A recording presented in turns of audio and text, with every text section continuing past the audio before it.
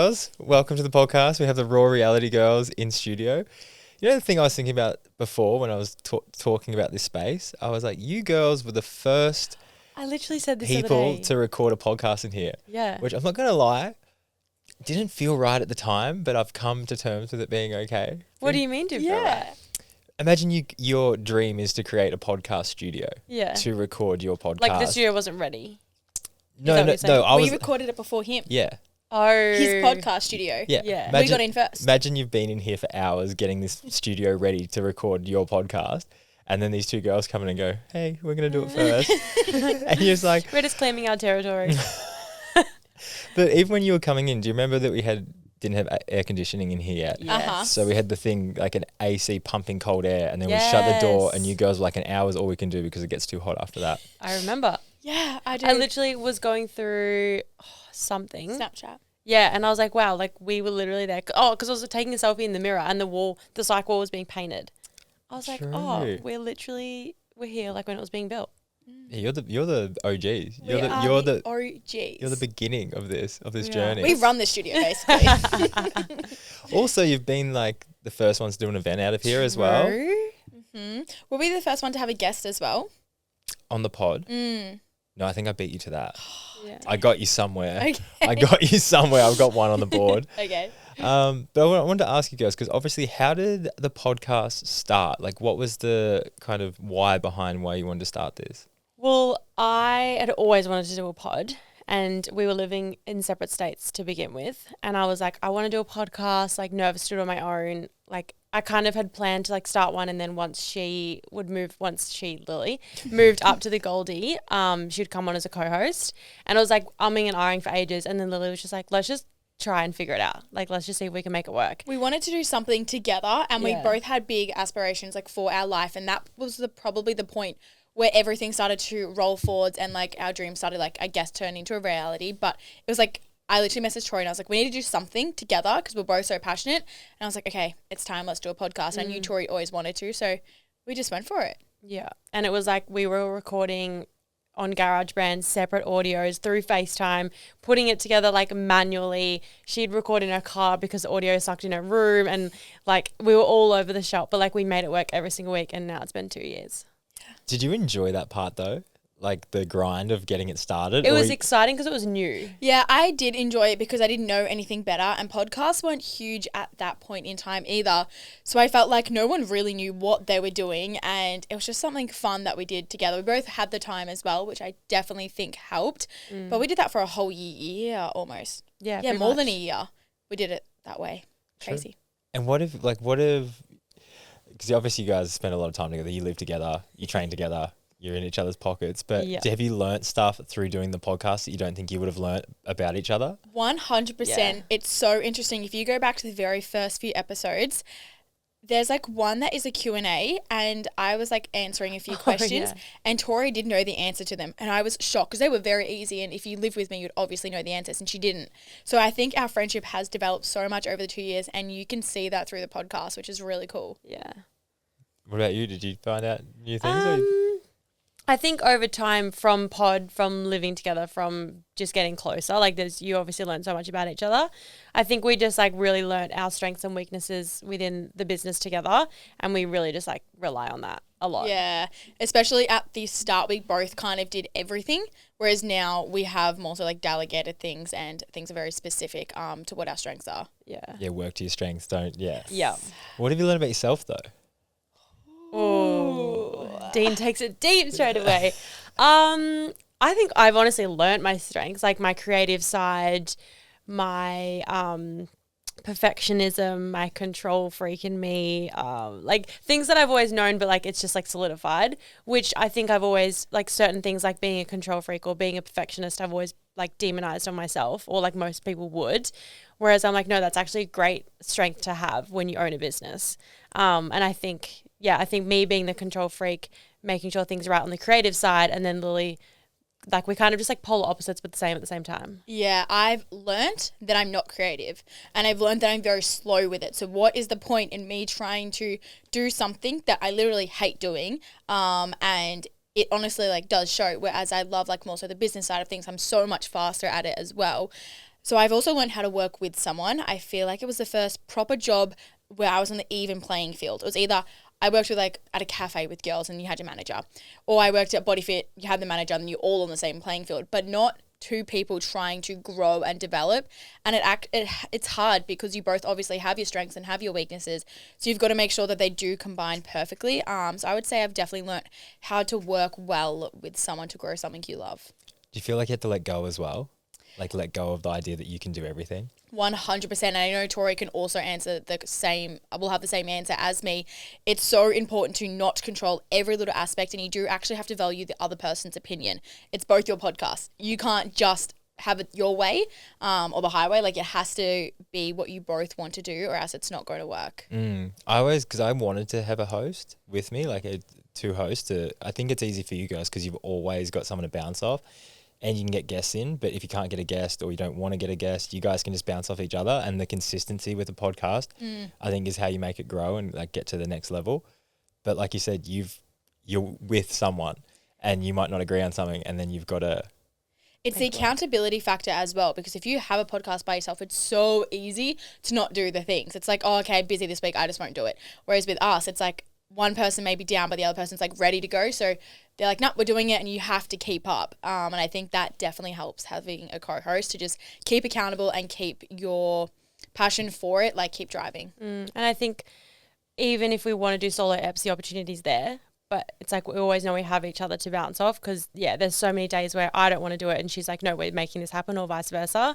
And now as well, we have our manager too, who is like, if we're both out, she's like, you get your shit together and you make it happen. She's like, don't forget this. I'm like, I did. Literally. Like it's just having more people accountable for like what you're doing. It's funny when we edit the pods, you can definitely see who's like more of a, like you can see on the cuts. Yeah. Like, oh, this is a very Tori heavy episode.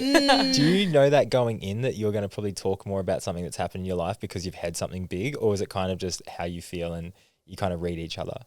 I would say we definitely read each other. Yeah. It depends on the episode as well. If I know it's like various like maybe specific skin related, it's obviously Tori's going to speak more. Maybe if it's more like specific gym, maybe I will speak more. But I feel like we do pretty well at sharing the load but 100% we can read each other. Yeah. We were at home last night and someone, what did they say to us? They were like, he's like, for some organized girls, it's like chaos, but like you just like know each other or something. I can't remember what the context was. And he said something and then we turned around and at the exact same time we were like, because we're the same person, said it in the exact same way at the exact same time, standing like one in front of another. And he just was like, what the fuck? Like you guys spend way too much time together. Like, we answered the exact same question at the same time in the same way. Yeah. How did you guys even link up? Like how did this all start? Well, my boyfriend Jackson used to play with Lily's ex-boyfriend in Adelaide. So I had moved to Adelaide not long after you, or maybe it was a while. Maybe it was like a little bit after me, yeah. This was off the TikTok, wasn't it? Yes, after I met my partner. And and then we literally just, I think I reached out to Lily, messaged her, and I was like, hey, do you want to go for a walk? I don't even know how I found you. I think it was just like that mutual connections of like both our partners at the time played footy together. Yeah. So you're kind of like, oh, I kind of want a friend, but I didn't have my fitness Instagram at that time. I wasn't into fitness, so I don't know. Mine was my old account before it got hacked. Yeah. So I literally was like, hey, like, do you want to go for a walk? And then we did. We caught up like 3 times before Lily moved back to Melbourne. And then it was like texting every single day. And we basically got to know each other through text. Like we hung out, like 3 times. Yep. I don't even think we really caught up in Melbourne when I was down. No, we didn't. The next time I caught up with you was in Queensland. I flew. Yeah, which I think was when we potentially started the pod. It was. Yeah. So it was like we'd met 3 times. Yeah. And like, let's start a podcast. I know before we started the podcast, we've met in person 5 times. Yeah. Like before the first episode became live. How crazy. But like we knew each other from like so well. Like we would literally text every single day. Still do. Yeah. Even when we're in the other room. Soulmates, just straight up. It's kind of crazy. Yeah. I think, for 5 times. Like, I've got close friends that I still probably would question starting a podcast with, and I've known them for years. It's literally when they say, like, with a relationship, when you know, you know. And I feel like with our friendship, we just knew. It just worked. Yeah. It was easy, and we just got along so well. And it's like the same, like whether it's business or even like living. Like there was a big conversation leading into starting a podcast, but also living together. We were like, friendship comes first before business, before podcast, before anything. So if anything comes up, whether it's in the business or in living together, like friendship is first. That's a hard thing to navigate because Yeah. I feel you see relationships when people start a business and then they work together, same kind of thing. Yeah. So you guys are balancing that within a really close friendship, and then you're obviously adding in these other things like talking events and other things like that. Like, how is that to manage? And do you guys check in with each other? Obviously, you do your podcast stuff, but do you ever just check in and be like, are we... I feel like we knew going into it because we've seen like multiple friends and friendship groups and things like that move in together and it not work. So we made that a key priority. Very aware of it. And I think that helped. We were very self-aware. I don't think there's ever been a time where we've had to like check in and be like, are we good? Because we know that like when ourselves we're not good, we probably aren't as like bubbly or confident or anything like that. So our energy is a lot more reserved when we know that's that other person, not specifically our friendship. I wouldn't say we've ever had anything really. No, I was thinking that in the car. I was like, we've always navigated our relationship and friendship like with maturity and with conversation. Yes, 100%. And I think because we've seen a lot, so we avoid any dramas at all cost. Yeah. I was talking to the guy I had in before, we were talking about how people don't want to have those hard conversations. Like people avoid them at all costs. Well, they're scary. They're so scary. And like, 3, 4, maybe even 2 years ago, we definitely wouldn't have. But I think it comes down to like seeing the situation play out for other people around us. It's like, well, we're not going to let that happen. And how do we not let that happen? That comes down to communication and conversation. The biggest thing as well is not letting something bottle up. Like if you almost like have a problem with something, bring it up straight away. So it doesn't even seem like a problem if we are bringing anything up because it's literally like right then and there when it happens. So it's not this huge thing where we have to sit down and have a chat and go through things because we've already spoken about it the second it happened. Yeah. How often do you talk about everything you need to talk to a certain person about to all your other friends and you complain and like, oh, Lily. I think only like surface level stuff we do that. Like the shit that annoys each other about living together. Like I'd either go to Jackson, you go to your mum or whatever. Yeah. But in terms of like big stuff, I don't feel like I just don't feel like we've ever gone not even outside close. Of each other. I know what you are saying though, when a lot of other people do that. They will speak to everyone else but the person involved, and the person involved doesn't even know what's happening. Yeah. They can't even fix what's happening. I can understand if you're getting advice or like you need a different perspective on the situation before approaching that person. Fully get it. But if you're going to bitch and to just like, it's not coming from a good place, it's not going to be productive. Yeah. It's more or less, it's like you're bitching about someone like, oh, this person did that and this. And it's like, maybe go talk to them about it. But I'm the same. Like I know it's an uncomfortable conversation to have because you're going to bring stuff up. But like you said, you might as well bring it up, talk about it, work it out, and then go, oh man, that was way easier than I thought it was going to be. Instead of holding on to it, dwelling on it, making it way bigger than it needs to be, and then eventually anyway, then talking about it. Yeah, exactly. You have to speak about it no matter what. So even make it a big deal or get on top of it straight away. Yeah, exactly. Yeah. I want to talk about the event you girls just had. Yes. And so you sold 50 tickets in less than a day. So we had, our limit was 50 and we sold out over 60% in the first 24 hours. Yep. Which was like. But that was only through VIP Facebook. That wasn't from like our Facebook socials. community. Yeah. And then it took us maybe a day or two posting on our podcast Instagram page and we sold out. How does that feel? Crazy. Yeah, super crazy. I think it was like, in a way, so we did a community walk in Melbourne earlier this year and we had over 30 people show up. Some flew interstate for just a sunrise walk and coffee, which was just blew our minds. And then for the event, we were like, I think had no doubt we'd sell 50, but not the rate that we did. That was 100% it. We knew we were going to sell the tickets out. I just didn't know how fast. I didn't know how much Tori and I had to push it on our own socials.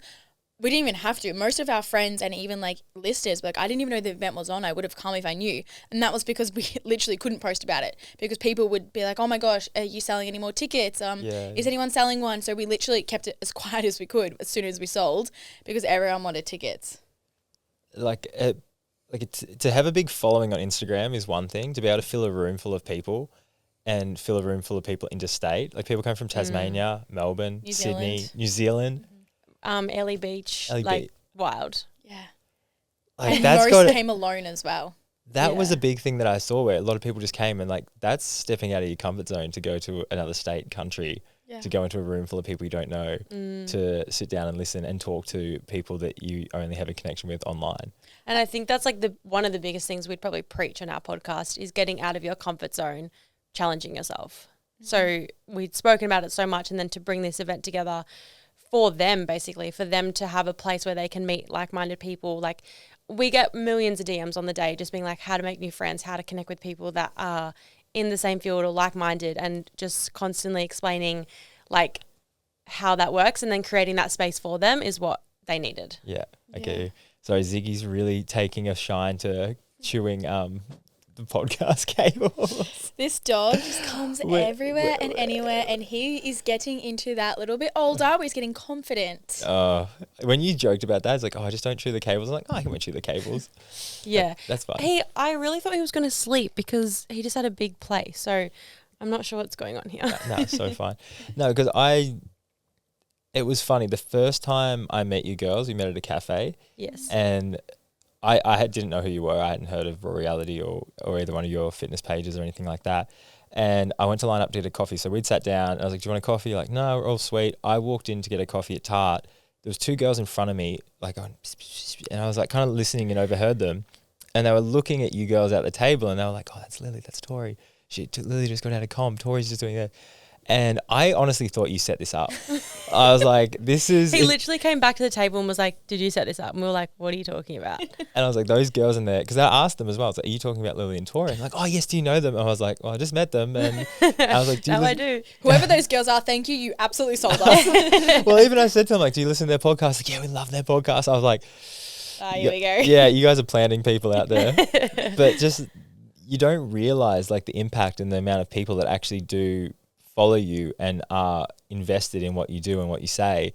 And it's not until you get real life people standing in front of you, they're like, I have traveled this and you have helped me with that. And you're like, oh my God, I'm actually making a difference. You don't realize as well, because there were so many people that came to our event that had never messaged, commented, liked even on our podcast page, on our personal page, and they came to our event and said, like, you've literally changed my life. And I was like, but you have literally never even interacted with us on Facebook or Instagram.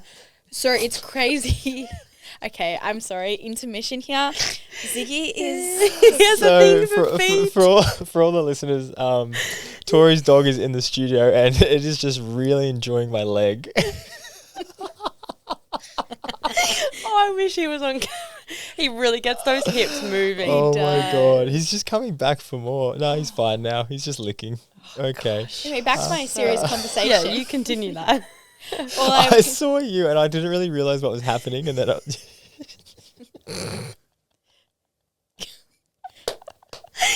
the hips. Ziggy Edwards, get your bum over here now. Oh my God. We should have put a little camera on the floor just for him. should have put his bed.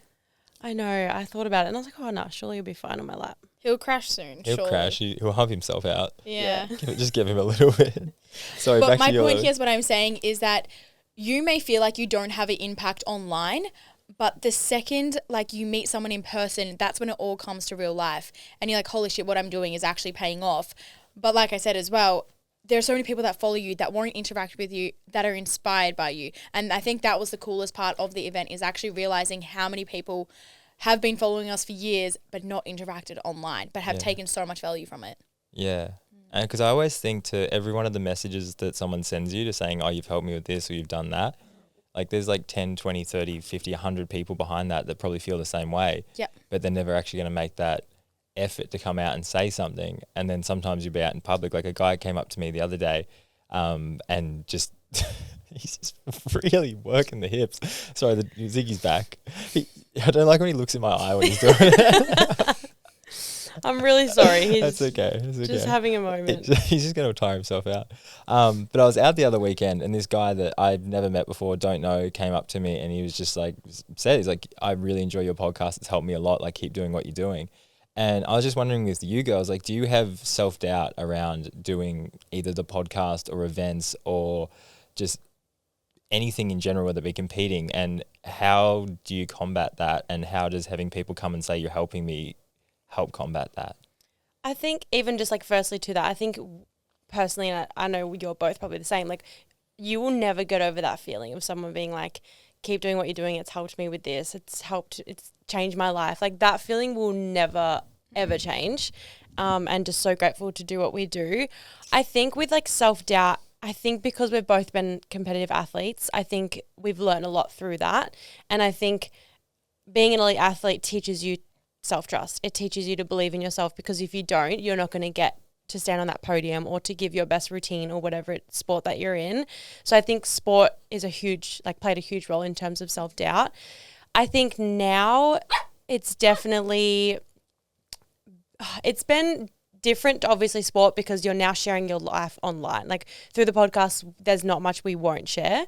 So that's been, I think, a different situation. But then again, it also feels so right for us. Like we're obsessed with doing it. Like I said, there's not much I wouldn't share, because I know the impact it has. And I think that is why I love what I do, and I'm able to believe in what I have to offer. We also always say, like, this is what we are meant to be doing. As soon as we held the event, everyone was like, are you nervous to speak in front of people? Like, how do you think it's going to go? How are you feeling? Both Tori and I were so excited, and it just felt so right for us to be up there in front of everyone, speaking what we truly believe in and helping others. It definitely does come back to being competitive with our sports. And I would also say with myself competing, like you have to fully trust yourself. I did a team sport growing up, so I had to learn to trust other people and work as a team. Competing in bodybuilding is like such an alone sport.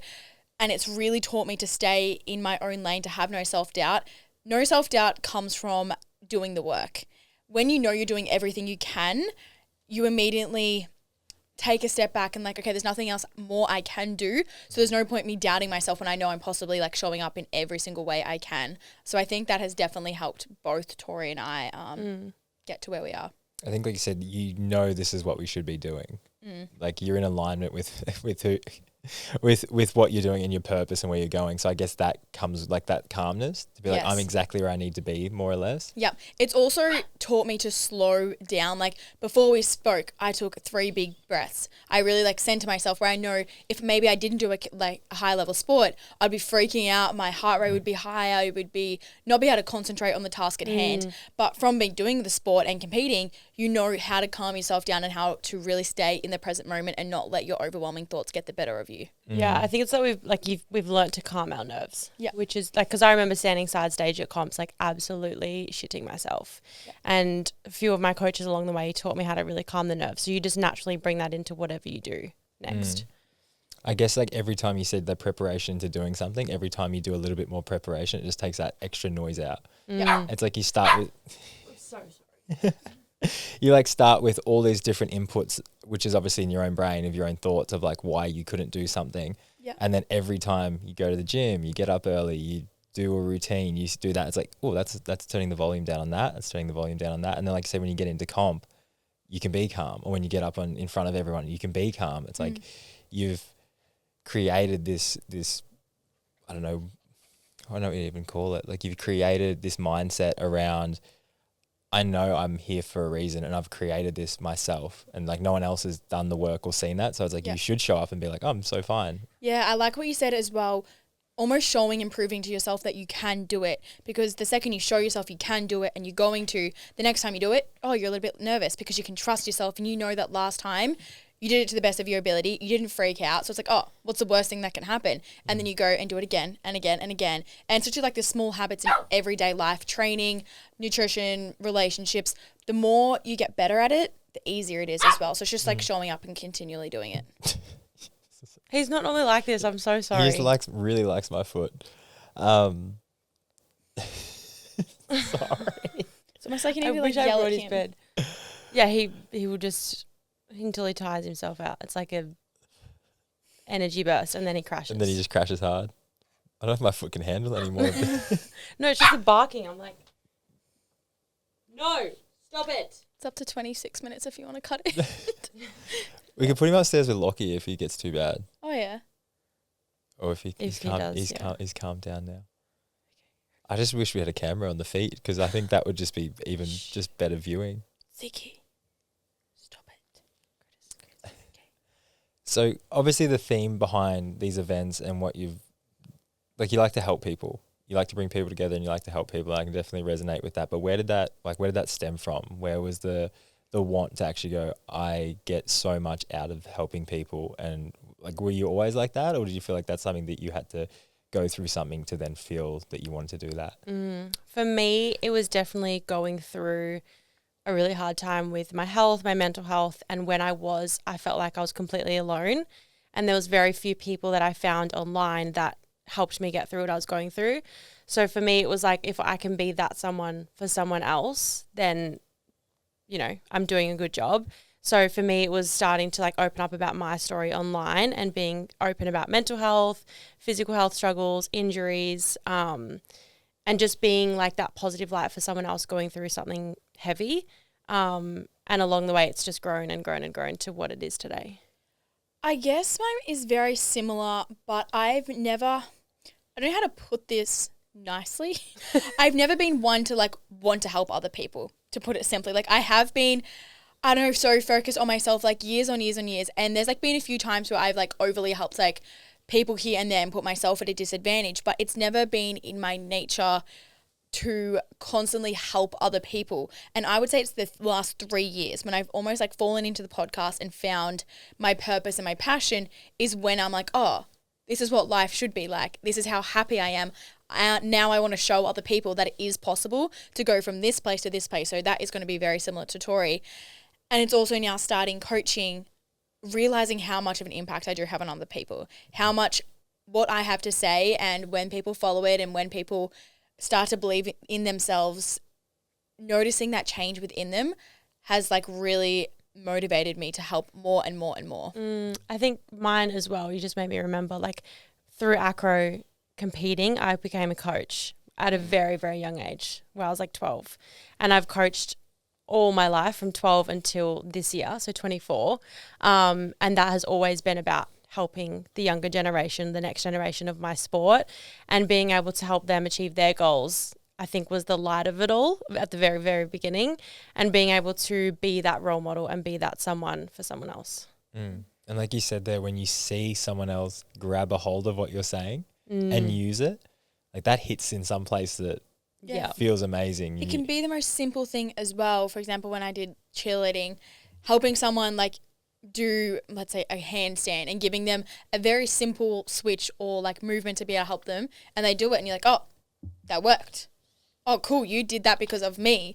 And then that motivates you to keep helping other people as well. It's cool to watch. You just give them a push. Yeah.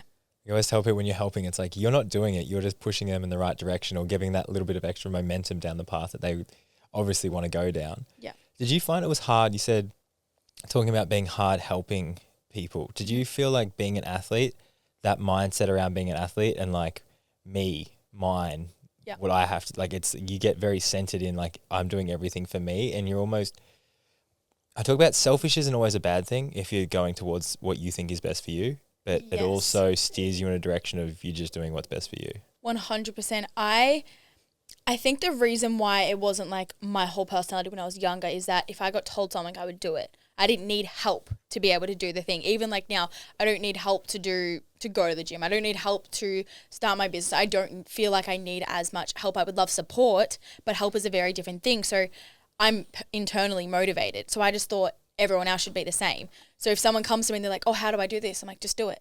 Like that's what I found probably more so the struggle than realizing actually how to break it down and explain it to other people in a way to be able to help them. That's also, I guess, helped me. Does that make sense? Yeah. Because you're just like, just do it. Yes. But it's like. Yeah, that's what she says. That's what even when we chatted the other day before I walked out and you were like, where does motivation come from? And you're like, you just get up and do it. Yeah. I'm like, not everyone thinks like that. And that's why I think I have struggled helping, because for so long I couldn't understand why people didn't do things. I couldn't understand why you can't motivate yourself to go to the gym. I couldn't understand why you didn't want to study or stick to the plan. Yes, there's going to be days where you lack motivation, but your discipline should be high.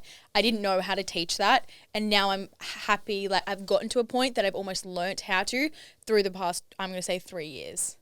Where do you reckon that stems from though? Like, where does your motivation, discipline, where does all that stem from? Like, what was the point where you're like, I'm going to get shit done? I don't know. I think I've just always grown up being very like a sporty girl. My dad, I almost would say, 100%, he almost taught me when I was growing up, like, you just do things, you don't complain, you just show up. And I think the way they parented me definitely helped. And my cheerleading career, 100%, my coaches were the biggest game changer for that. Like, you didn't complain, you just did it. No matter how many times it took or fail, like, you were going to do it no matter how long it took or no matter what it took. You think you're trying to prove anyone to anyone besides yourself? 100%. Dad? Or? Definitely. I think everyone around me, I have like even had the discussion with dad, like my mum about my dad, even though he's the most incredible person, but I think because I'm so inspired by him, I want to live up to him as well. But it would definitely be my dad, my coaches, people that followed me, my friends, my like almost like ego self as well. Yeah. But yeah, it's never come from a negative place though. I've never like been like, oh my God, this is too much. Do you feel like you still carry that? Like kind of trying to prove yourself in a way to other people, and not saying it's a bad thing, but you still use that as fuel. Yes, but not to that extent anymore. You've kind of tamed it back a little bit. 100%. Yeah, it's a lot more internal than external how it used to be. Like doing it for me. Yep. I need to do this for me. Yep. Have you felt that as well, Tori? Like I guess external pressure to perform at a certain level. Yeah, definitely when I was competing, especially true after going through injuries, physical health, like I mentioned before, early at the end of my career, I was always trying to prove to the coaches, to the other judges that I could still be that elite athlete that I was before being sick and injured and all the things. Always my coaches, I feel like they poured so much into me that I was always trying to give back to them in a way of performing at my best and showing them that their work that they're putting in is paying off too. And I think my parents a little bit purely because they like my mum was a single mum working her ass off to support me in acro. It's not it's not a cheap sport. It's very, very expensive, fully self-funded. So I think always trying to make sure I was living up. She was like my whole family was athletes as well. So making sure I was living up to their expectations for the work that they were putting in.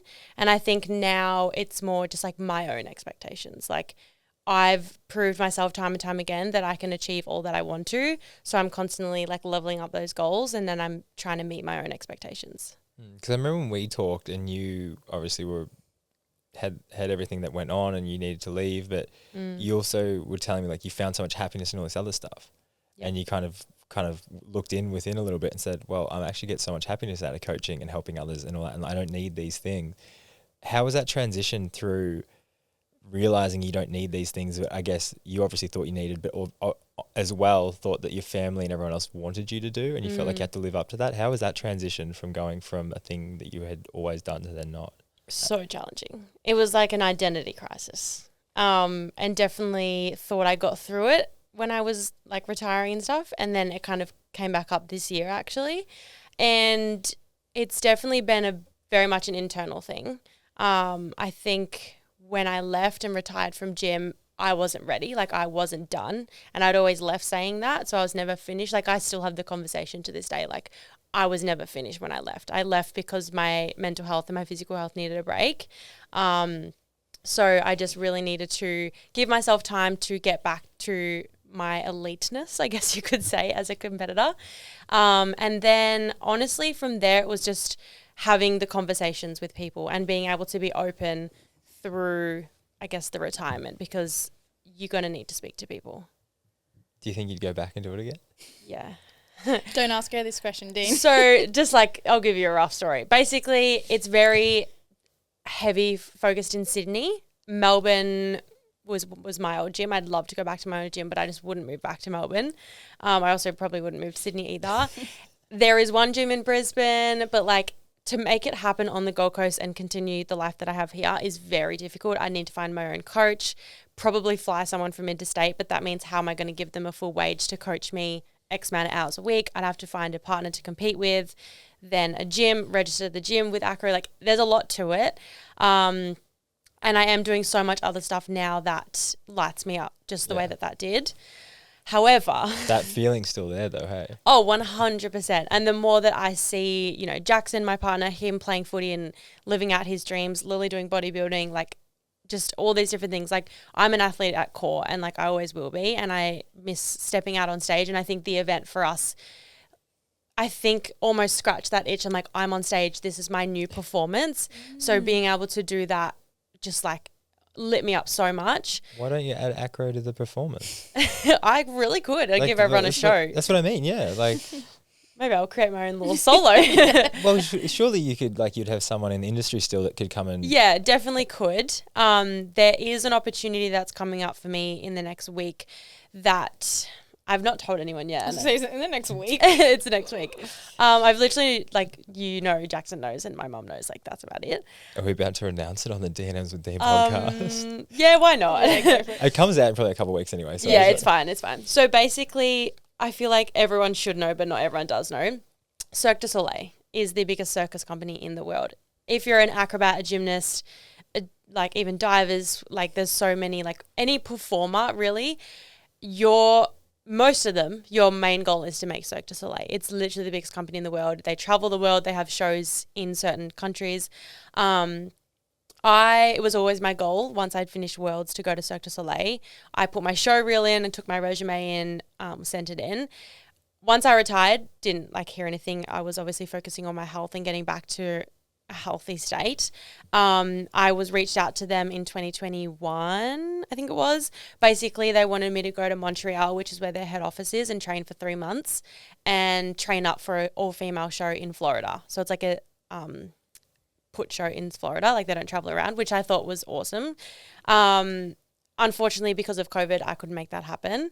So, and it was just weird. Like I retired, didn't do acro for 2 years. And then all of a sudden, like I'm on the database, obviously. So I get this email, which was kind of like a very, like I woke up and was like, what the fuck? Like this is a dream email. And so COVID was happening and it just wasn't viable. But I've kind of always sort of thought about it and I was like, I'd love to go and do a training contract or go for 3 months and literally just go to experience, scratch the itch, perform on a big world stage, like again, just because I could kind of thing. But obviously life in the Gold Coast and what I've created, I love so much. I haven't really put it forward. However, they are coming to Australia next week in Sydney and doing in-person auditions, which I've never seen them do in the 10 years that I've competed. So you're going to Sydney? So I'm going to Sydney and I'm going to audition. My coach sent it to me. She's like, I can hear your name being called out. And I was like, okay. Now, just look at this. Like, I saw how you smiled when you said that. Like, follow that. The really beautiful thing about this, though, is I don't have any attachment. I don't have a goal of the outcome of this audition. If I got a show, I don't even know if I'd take it because I now have a dog. I have Jackson. I have my podcast. I have Lily. Like, there's a lot here that I don't want to leave. But this is also an opportunity that I've always wanted. So there's that as well. But I'm so excited to just go to Sydney, experience the audition, even the audition itself. Like, I just want to be around the industry again and just meet people in the industry. And yeah, like see what can come of it. Like, I have full faith in my talent and like I have faith in myself that I could definitely get a contract. Not that I've trained for like a good few months, but I know that I can whip it out when I want to. And that is truly coming from a place of like, I've worked hard for my talent. But yeah, I don't really know if I got offered a contract what I would do. So there we go. It's cool. It's a cool position to be in. I think it's great. I think whenever I've performed the best, it's because you go into something and there's no expectation. You're happy with where you are. Yeah, which I feel like I've almost never been in before. Like where I'm like, well, I'm happy if I don't get a contract and I get to stay in the life that I've created for myself. And I'm also happy if I did get a contract and got to pursue a dream I've always dreamt of. Yeah, you've created a life where A or B doors are both really quite nice. Which is really cool. And a very special place. When you get in that place, that's normally when things start coming though, isn't it? Like it's like, I don't really mind which way I go because either way is going to be completely fine. Yeah. So you start going in that, I guess that mindset, that momentum of just being content and happy. And then that's when people are attracted and want you to come along. Yeah. But then you kind of like, you make the calls, not them. Yeah, like which is really cool. You're in control of what you actually want to do. It's not up to someone else. I like being in control. Classic. No, that's really. But I also know, like, I can tell you someone that you at the end of your life you're gonna want to look back and be like, that was a pretty cool story. Absolutely. And when stuff comes up like that, you're like, that'd be a pretty cool story. I'm literally thinking now, I'm like, wow, imagine if I just went to Montreal just because it's a pretty cool story. It's funny you say Montreal because when I was in Bali, the whole itch about getting back into competing. Yeah. And I was over there and I was like, the last race, because it's right near Montreal, it's in Quebec, Canada. Yeah. And I was like, it's almost going to be a year since my accident. And I was like, I was supposed to do one more race. It was like the last race of my career I was supposed to retire at. And I missed it, obviously, because I had my accident and I had to fly home. And that race is again this year. And I was like, should I try and like go over and just not, I wouldn't even care if I got a good result. Like literally just go and it's that like completion. Yeah, finish it. Yeah. Finish it. And that feeling that you had about, oh, should I do it? But I've got this life. I'm like, should I do it? I've got the business. I've got all these things. And I think the beautiful thing about that for both of us is like we could go and have that experience and come back to this life still. Like everything will still, like we would be driven enough to make what we've got here work whilst we go and live out that dream for a little bit and then come back. Yeah, I guess it's that balance of the level of how much will I get out of this and how much do I have to put in to get that out of it. Like you said, you need to set up a gym, you need, like, it's so many layers to it. But then when you said I'm going to Sydney and you'll smile it up, I'm like, that, like, you can't fake that. Like, you can't fake when something feels right. And I think most of the time when you lean into what feels right and makes you light up like that, it's like, that's probably the right direction to go. And like you say, worst case scenario, you come back and everything's going to be here and everything's going to be the same. My dog might just be a little bit bigger. Yeah, it's crazy. No, that's epic. That's so cool that it's like it kind of full circle back around when it's like this kind of, you know, the whole, it sounds cliche, but like things happen when they're supposed to. Yeah. And you're like, this is supposed to come now. I have like, it tattooed on me. Everything happens for a reason. So. Yeah. There we go. Yeah. Now I want to jump into bodybuilding because when I talked to Tori about this, she said it was toxic. And I feel like most people would say it's toxic. Yeah, but most people being you. That's everyone. I want to know what with you, Lily, because that's maybe we'll start with what do you think is toxic about it? You said everyone's going to probably think that, but what's your take on it? No, I think like I knew about it before Lily got into it, but not like as deep as I probably do now. I think Lily's a very good role model of bodybuilding. The way she does it, go in and out of prep, very healthy, very health focused, very, as a female, you have to be careful. You're messing with your hormones, which are everything to us. So I think watching her go through hers and like even your coach as well is such a good role model. And I think do it very smart, but I think it can cause eating disorders, body dysmorphia, like it can cause a lot of things. But the sport itself is probably one of the most disciplined sport out there. Like the training, like the work ethic, the nutrition, the meal plans, like you probably really can't get much more like to the gram, to the fucking kilo, to the anything than bodybuilding, which is like you have to be a special person to complete it. Yeah. Yeah. And then and Lily's like, I'm that special person.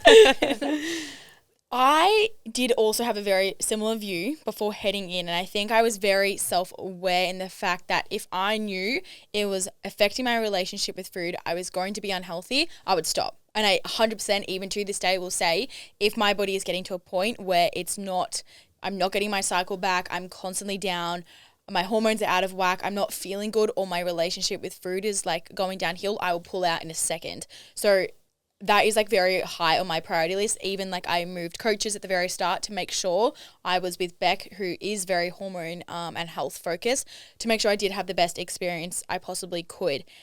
In saying all this, which is crazy, and I know most people probably can't agree, but bodybuilding healed my relationship with food and healed my relationship with my body, because you can't be attached to how you look. You look different every single month of the year. Like you're in off season, you're in maintenance, you're in prep. They are polar opposites. Like they are 10 to 12 kilo differences. So you can't care about how you look like. You're getting compared to other people on stage, literally judged on your body. They don't care what you look like. They care on your body. And that is literally what we're taught in society to not basically, you shouldn't judge anyone on their body unless you're going to a sport where they're doing that. So you have to be so not body focused in a way that it affects you. Yeah, it's... How did it heal your relationship with food and your body? Like I obviously said that like it's judged, but how did that heal it? So I never was really tracking my food to begin with, and a lot of people say, and still say to this day, which I completely understand, that like don't count your numbers, focus on like healthy eating and all these things. But I found that I would go into that yo-yoing because I'd be like, okay, I'm just going to eat all the chocolate today and I won't have any tomorrow. And then I would go back and forth and I would overeat, undereat, overeat, undereat. And it was a constant cycle. The second I started tracking my food and ate a decent calories, I didn't feel the need to go over. I was like, oh, I'm satisfied because I can fit my chocolate into my daily meal plan. I can fit the ice cream, the yochi, the fishbowl, whatever I want. I can fit it in and still achieve my goals. The second I noticed that, I was like, oh, I don't need to overeat. I also found like passion for the sport as well. And I think when you do have a love for something, you don't need dopamine from other areas. So the second I became happy and found my purpose and passion, I didn't need this hit constantly from food. Equally with my body as well, I accepted that it just showed me when you're lean, you're not that happy and you have low energy. It's hard to concentrate, all of these things. The second you eat more, life is so much better. So you kind of disassociate your body from like how much you eat, because now I'm obviously like gaining weight, but I'm like the happiest I've probably nearly ever been in my life. And it has nothing to do with my body, but all I know is I'm like eating more food. And that's all that I focus on right now. Would you almost look at food as being a negative at times? Because obviously if you're trying to lean and get cut, and is that a bad relationship where you found where you're almost like, oh no, I can't eat that, I can't eat this, and then you get like annoyed at yourself for not doing that? What, in prep? Yeah. No, I was like so detached from food. Like, yeah, I did not care. I look at food as fuel. I enjoy food. Like, I'm the biggest foodie ever. But it's second I'm in prep, I look at it as fuel. How can I fuel my body correctly to help me get the most out of my performance or to be the healthiest version I can? So, like, I would cut sauces because they were higher in calories, but that meant I could have, like, more vegetables, which is going to help me. So, it was always constantly looking at fuel rather than, like, food and enjoyment. So, I just, like, switch in and out of that mindset. And you're like, just run me through it, like with like meal prep and everything. Are you meal prepping everything, weighing everything So down to the I very lucky, obviously work for myself and work from home. So I don't feel like I have to really meal prep much, but you weigh everything to the absolute gram. You don't miss a training session. You don't miss steps. You don't miss cardio for like that whole entire time of your prep. So like 24 weeks up. But before that, in off season, you're doing the same thing. So I'm still tracking. I'm still training. I'm still hitting steps. I'm just not doing cardio. Yes, I'm so much more flexible with my diet. I can go out, not track for a day here and there. It doesn't affect me at all. But for the most part, I want to be on to help myself get to the best possible position I can to bring a better package next year. Do you you said you never miss a training thing. Yeah. Surely you miss one. No. Unless if I go on holidays. Yeah. When I went to Thailand this year, I got them all in. When I went to New Zealand, I missed the whole entire week. Yeah. But I was snow skiing every single day. So I just didn't need to go. When I got my wisdom teeth out, I took 10 days off. So I can take time off, but it's never from a place of I don't want to go. I don't feel up to it. I think just what I was trying to get the self-talk behind if you miss something, and how are you harsh on yourself, or are you understanding, or like what's the self-talk like in those situations? I'm definitely like understanding because I've made the decision not to go. So when I got my wisdom teeth out, obviously you can't train. So it sucked because I love moving my body. It's something I enjoy doing. It's like, I guess when you go riding, you want to do it. You love it. So you want to be doing it. Exactly the same with gym. I enjoy it so much. So when I'm not going, it's more so the enjoyment factor. But when I'm on holidays, I will still try to get all the sessions in. And when I don't, it will never come from a place of like, oh my gosh, you're lazy. Oh my gosh, you're not going to achieve your goal. It's just like, oh, it didn't work out. It's fine. I just know that one session isn't going to make your progress, just like missing one session isn't going to make you lose progress, as long as you're consistent across the board. Yeah, it doesn't compound. Yeah. Did it change it when you started competing, how you looked at health and fitness and everything like that, when you actually became like, I'm going to go stand on stage and people are going to stare at me and judge me? Did that change the like enjoyment out of actually training, or would that enhance it by the fact you're like, oh shit, I got a goal now? It enhanced it 100%. It's kind of like how Tori always says, you need, like, she wants a goal to train. The second I don't have a goal to train as well, I'm like, what am I doing? Yeah. Because you come from that competitive like back set. So the time that I finished cheer, all of a sudden I just signed up to a half marathon. I haven't ran 10Ks more in my life, and it was in like 6 weeks. But I was like, well, I need to train for something, or else what's the point? So I constantly have to be training for something. So it definitely enhanced my enjoyment because I knew that it was for a purpose. Yeah, it's easy for those days to like, if you go, oh, I need to go for a run tomorrow. Oh, but if I don't, it doesn't matter. Yes. If you got a marathon, you got to run in 5 weeks. You're like, oh, okay, probably should get up. Yeah. Well, it's just like when you have a business, for example, you're trying to start a project, you're not putting as much time into it because it doesn't really matter if you launch it, if you don't launch it, no one cares. If I have clients who need responding to, I'm going to respond to them right here, right now. It's exactly the same with health and fitness. If you don't need to do something, you're less inclined to do it. Yeah, I heard the other day, what is it? Goals are just dreams with a date on them. Yeah, that's a good one. True. Bam.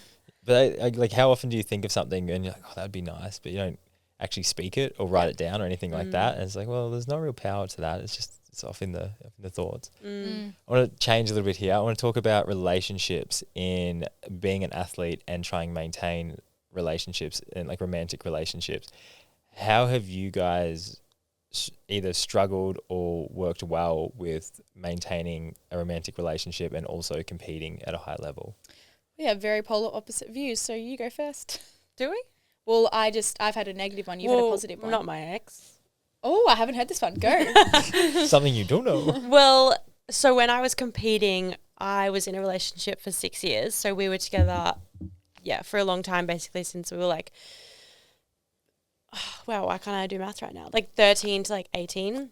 So for the most part of my career as like an elite athlete, he also did the same sport. We did it together. He was insanely talented. Like he was like a cat, always landed on his feet, was good at everything he did. So it was great because we would train together. We didn't go to school together. So we would train together. We got to travel together. There was a lot that we got to do together and share the love for our sport.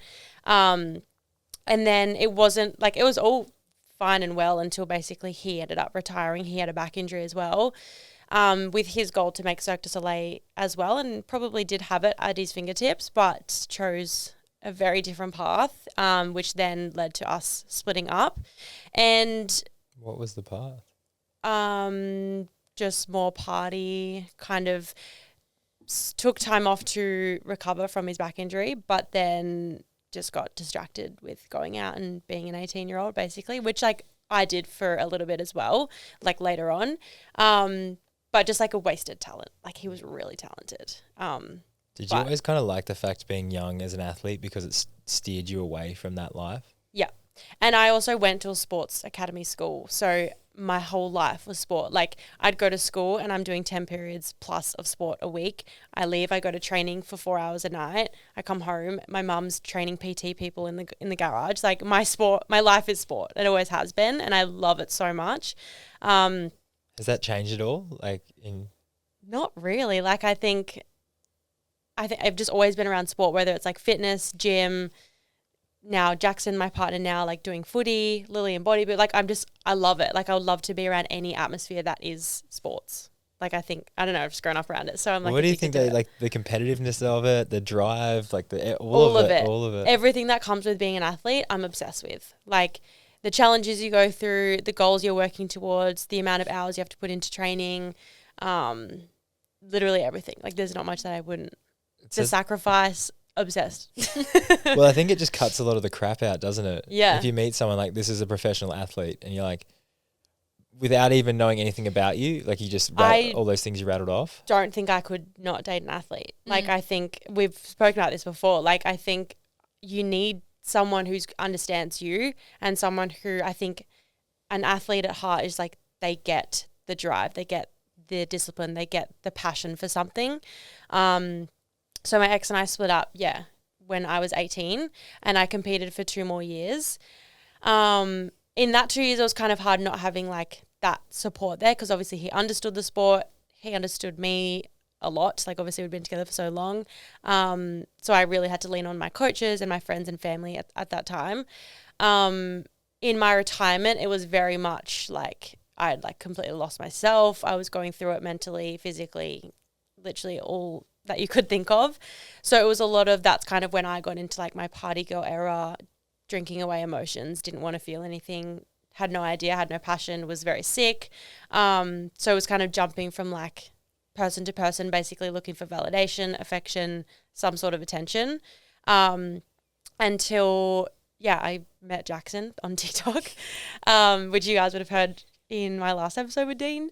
But I think like Jackson came into my life at like the most perfect time. And I always say this, like I think he saved me from a lot of things. I think he saved my life.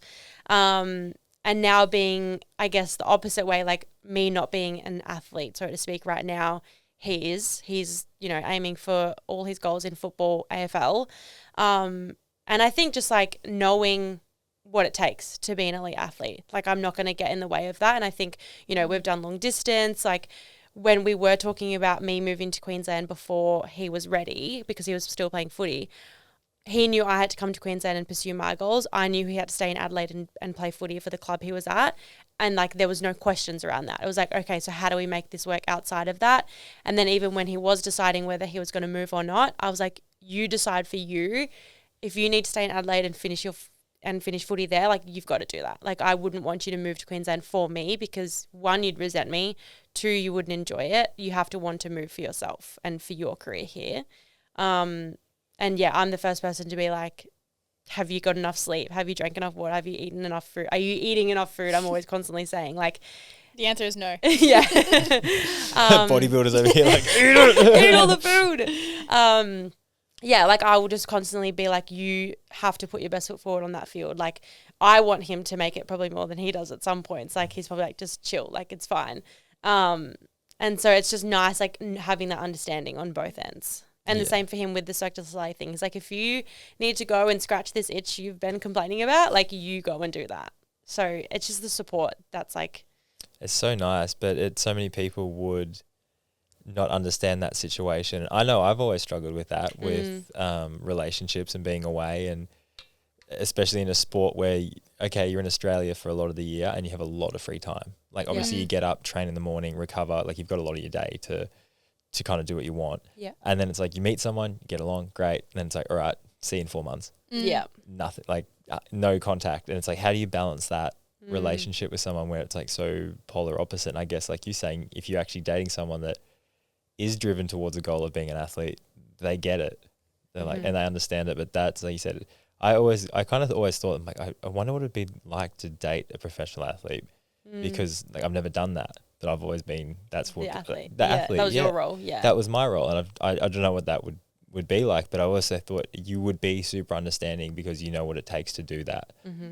But then it's also like, there's not... You just can't complain about it because you're like, well, fuck, I know what it took me to get to the World Cup. Like, it's going to take the same amount of him to, you know, make an AFL team or whatever it is his goal is. Like, you can't question it because you've been there. You got to let that person go there. Yeah.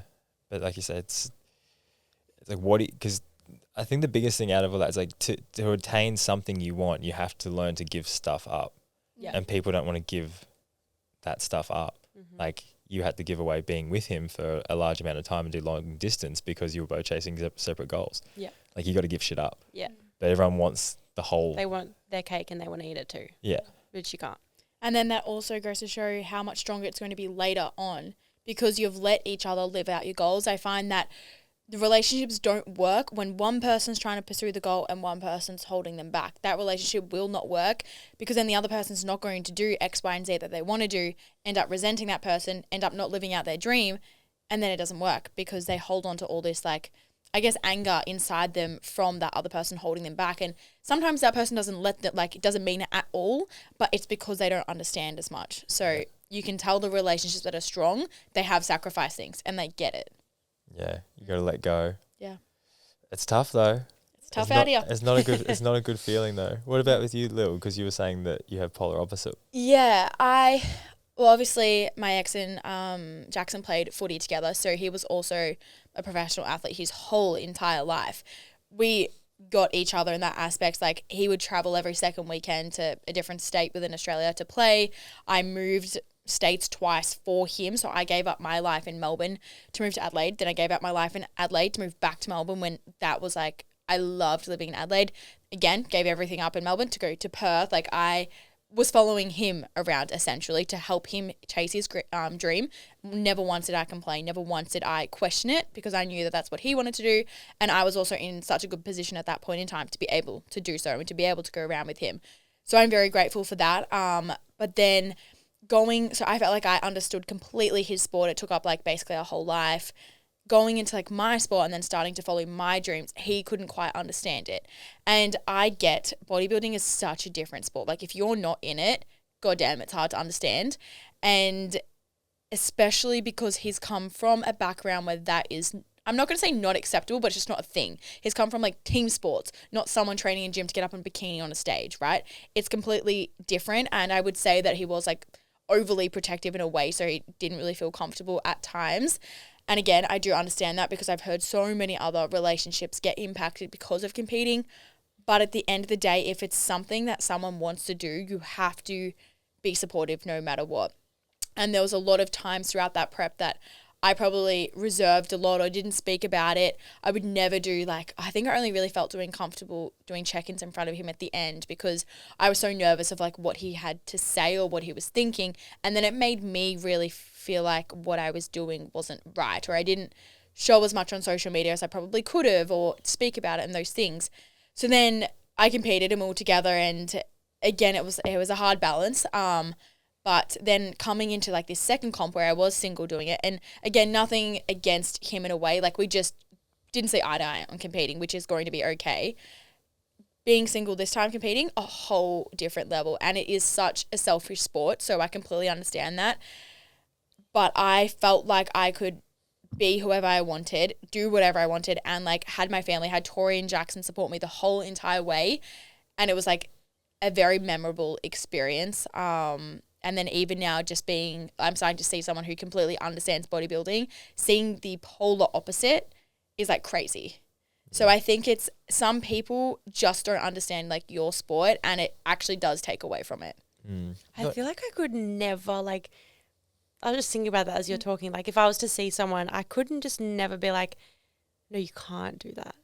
I just that's someone's life. You have to let that person do what they want to do. And it's not saying there was never a conversation if you can't do that. Yeah, it was more so. I was just thinking about that. I did have a conversation once. It was basically you can either choose that or choose me, and that was as soon as that conversation was had, I knew we were done. Just the fact, that the fact that has been said. Yeah, it's whoa. Yeah, there should be no. And why choosing. are you telling someone to give up their passion for you? They're not going to be happy anymore. So would you rather them just be miserable with you or chase after what they love? Yeah. See, the only thing you can do in that situation is go up to the person and say, hey, I know you love this. It makes me feel uncomfortable. I don't like the feelings it's creating in my body seeing this happen. I'm going to go. And again, it's he's got to sort his own thing out. And then it's your choice whether you do obviously want to stay there with him. But saying you've either got to choose is not right. We all think we can control people, and we want to control people. And it's no, if something doesn't fit with you and your life, leave. I think it's also just a testament of where the relationship was at the time, because I would just always do what he said.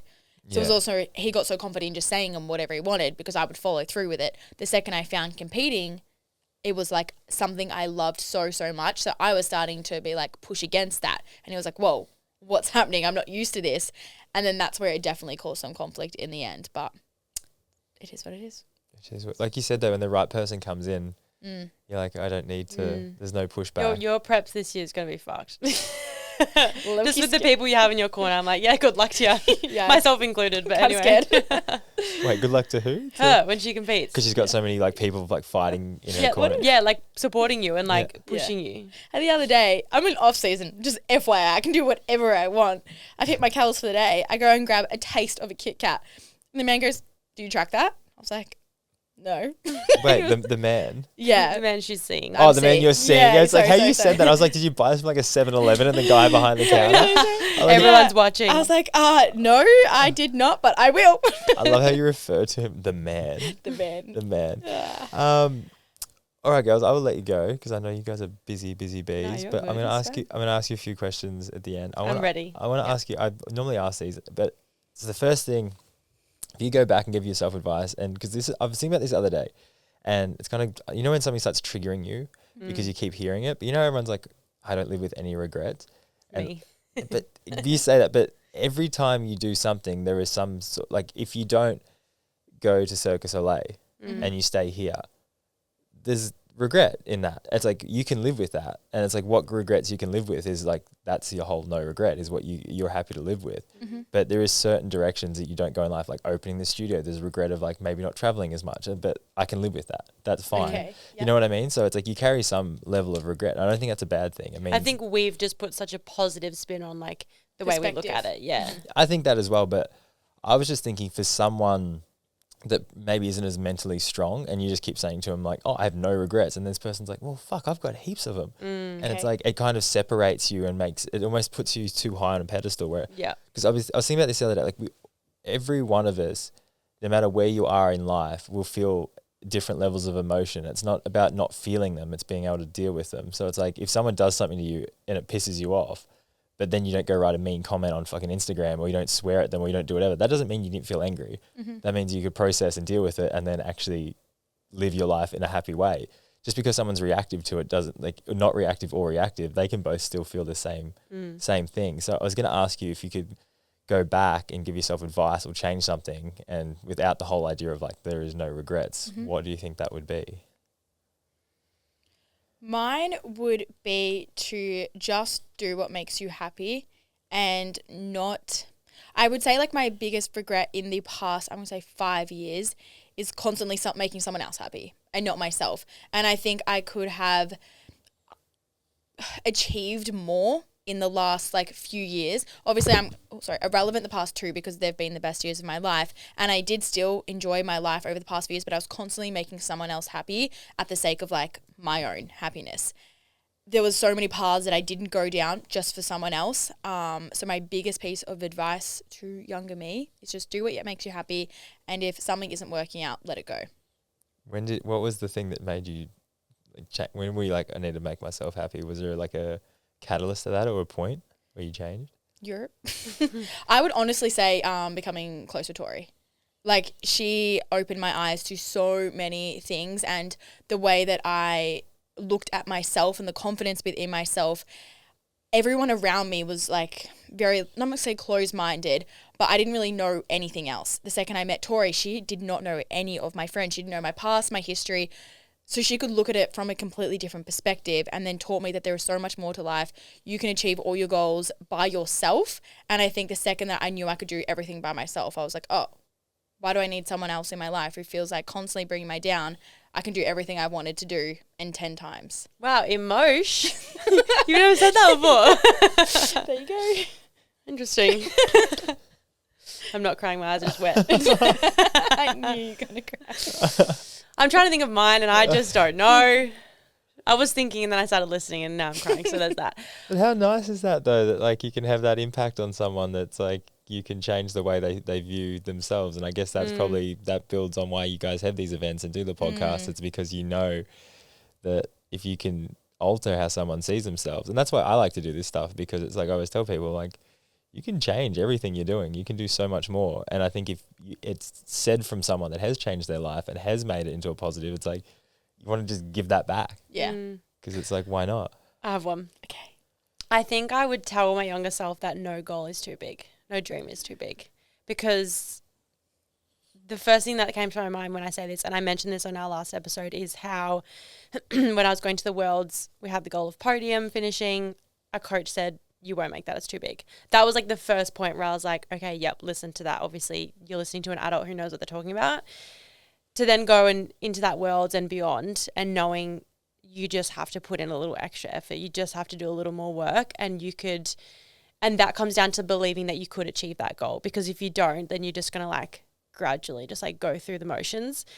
Whereas now if I was to look back and go, no dream is too big, I could come first, I could make $10,000 tomorrow. I could, like, I just think if I were to go back, I would tell myself that, because then I would work a little harder and not let people deter me of those goals. That's a good one. I like that. Thank you. Just fist bump. Just like, yeah, that was good shit. Yeah, just believe that you can do it. Yeah. Because that, and again, this comes back to probably the reason that you like coaching so much, is because you're just trying to be that for a younger you, like a younger version of you. You're trying to help the things that you needed to go through, and just be like, you got this, you'll be fine, keep showing up. I always say this, like, as a young kid, like, you just need someone to believe in you to prove that you can do it. Yeah. Because like as a kid, you don't know your capabilities, you don't know your limitations, and an adult or a coach is always going to see that in you before you do. So growing up, if you just have constant support and push, you're going to see your own capabilities earlier, and then know that you can reach any limit. Yeah, reach so much higher. I was going to ask, what's something that you really love talking about or really love diving into, but you don't do enough? Oh, I talk about it a lot. I was like, you don't shut up. That's a hard question to ask someone who has a podcast. Yeah, and who literally shares everything. Just talks about everything.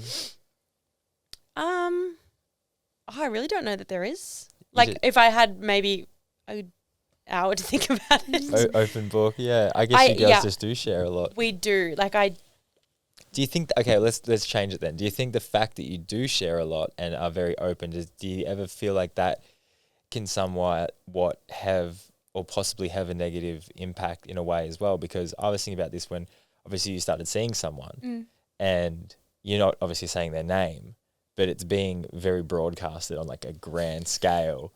And when I was younger, if I started seeing a girl, I'd probably like take a photo of her, maybe not tag her, but like, everyone's like, oh, who's Dean saying? And then eventually like, it's like this soft launch bullshit that goes out. If I see someone now, like that's my person, I'm fucking hiding that shit for as long as possible until I'm like, because no matter, you can't help but if you put someone out there, people are going to react. If they react in a positive way, it's going to change the way you think. If they react in a negative way, it's going to impact the way they think. So it's like by putting someone out there, it's like now you've got all this noise coming back and you're like, oh, fuck, do I like this person? Do I really like this person? Do I not like, you know what I mean? I have a view on this because I'm going to say when we started, I would say end of last year with the podcast when it started to pick up, I was nervous in what I was saying for my client's view. Oh, yeah. No, I was going to say, you used to be like, we'd finish a pod and you'd be like, was that okay? Did I say anything? Yes. And I'd be like, girl, like, relax, it's fine. I would listen back to a lot of podcasts just in case, but I was scared because I know every single one of my clients listens to all the episodes. So I was like, I don't want to come across and be like, oh my gosh, I'm not having a good day. I can't be bothered working, blah, blah, blah, because I don't want them to hear that and say, oh, she doesn't want to coach me, which is so far from the truth. Then I'm actually getting positive feedback from that because like, oh, you're not a robot. You actually have emotion. I also sometimes can't be bothered going to the gym or working. I can relate to that. Equally, seeing someone online, I completely understand where you're coming from. It can make or break it because there's been times like over summer, for example, when it didn't work. The other person didn't really like me having the podcast and nothing against them. They just went into social media as much as I was. And I completely understand that. And then I had to take a step back and think, okay, I forget that other people don't do this. It's not normal to basically put your whole entire life out there to the extent Tori and I do. So I have put little things in place. Now this time around, before I even put it onto the podcast, I had a discussion with this person and I said, this is what can happen. By the way, it can get blown up quite a bit. Would you like me to speak about it or would you not? And he was like, I could not care less. You can say everything, you can say little. I don't really mind. It's up to you. So I made sure to have that conversation with the other person beforehand to respect their boundaries as well. So I think that's the most important thing with having a podcast on social media is, yes, you can say everything you want to, but you've got to remember that other people's lives are involved and have the conversation with them first. And then once you get the all clear, say whatever the fuck you want. I think with your question of like, do you think there's like negative of sharing your life online? For me, like, no. I think in terms, if you're looking at it for the way, if the way people are reacting to what you're sharing is going to affect you, then you shouldn't be sharing it. But I think anything that I share, I'm solid in where I'm at, what I'm doing, how I'm doing it. So no one's reaction is going to affect me. If it's something where I'm like, oh, like, I don't know how people are going to react to that. And I'm like, well, then I shouldn't be sharing. Like, if that's going to affect me in the way that I see that, then that's not my place to put it online yet because I'm not comfortable with it. But pretty much anything I share is me just like being solid in where I'm at. Like, I'll pretty much, like, I've shared a lot of ugly photos of me, like me with like acne all over my face, like me 20 kilos heavier than what I am, like so many photos. And now I'm just like, that's what it was. Like, that's the reality of my life. And I'm so content, I'm so solid in where I'm at that no one could really make a comment that would change the way I am or where I think. I don't think the comment would be directed at you though. It would be directed at Jackson. That's what I mean. So just say, for example, in terms of relationship, yeah. Just say you come on the podcast and you're like, oh, my back's real sore and Jackson would give me a massage last night, and just something as simple as that. And then Jackson's at Tart and then there's two girls in front of him. And it's like, can you believe Jackson's not giving Tori massages and they're about to order a coffee? Yeah. Like, that's just a random. I think in a relationship, it's different. Like you said, you had the conversation with him. It was all good. Then share. Like, and same, Jackson is on YouTube. He's on Instagram. He gets it. He gets it. So I think if someone didn't get it, it'd be very different. But I also probably couldn't be with someone who isn't because that is my life. Part of the world, just on that though, let's say you're in a relationship and you have your friends and you always speak about like your problems in your relationship, as girls do. When you constantly speak about the negatives, they almost like have this perception of like, is this person actually good? Are they treating you right? They're constantly hearing bad things, never hearing the good things. That's why I don't think we ever get backlash or anything from that, because we constantly share the good things, and when negatives do come up, we share it in either an educational way or we share it in a funny light, or this is how we worked through it, rather than just being like, oh my gosh, he's done this again. So I think the way we share things is coming from a good place. Yeah, I see that. And like you say, if you're going to say something somewhat negative, you don't just say the negative, you kind of go, for this reason, or steer it down the path of how you got it. Yeah, I get what or like you'll always back up that person that did the said negative thing. Yeah, I see that. Yeah. What are you girls scared of? Well, I used to say death, but we unpacked that in the last episode, so we won't go there. We're fine with that now. We're fine. Yeah, probably just not living to my potential. I think, as I said, each year or day that goes by, I constantly like prove myself right. I tick off another goal on the list, aka one was today. And so I think I'm just like, I don't want to look back and go, I could have done that, I could have done this. I want to do everything. You're not allowed to use potential though. I was like, I'm literally saying. You can't copy it. Okay. It can't be death either. Mm-hmm. Tori's got those dibs. I'm scared. Don't be scared, sweetie. Okay. It's fine, honey. It definitely has something to do with my family. And I think, I'm not going to say scared, but it's almost my goal. Yes. I thought I thought I knew what you were going to say, but go on. Is to provide and be an inspiration for my family. I'm scared that I'm not going to live up to my family's expectations. They have absolutely zero, like none. But I have the expectation on myself to be the best possible sister, daughter, whatever, to them that I can. Like, I want them all to look up to me. And I'm scared that I'm not going to fulfill that. Even though you just said at the start of that, there's no expectation there on you. Yeah. So it's like currently you can't. They don't put the expectation on it. I do. But that's what I mean. But like, how wouldn't you live up to it if there's none there from them? It's all just like self-inflicted. Yeah. Look, I don't know where this is coming from. I booked in a kinesiologist with Corey on Monday. Very unsure. You booked? Yes, I did. I was going to say it Monday as well. Shout out. We're going there at the same time. We're just like, we're unpacking. Yeah. And the very last one, how do you girls want to be remembered? Oh, the girl that went for it. The girl that did it all, just never knocked back an opportunity, always took risks, always put herself out there, and just was an inspiration. Very similar, but someone who is dedicated to their passion. Like, I love motivating other people, and I want to prove almost that if you love something, put your absolute heart into it, don't miss anything.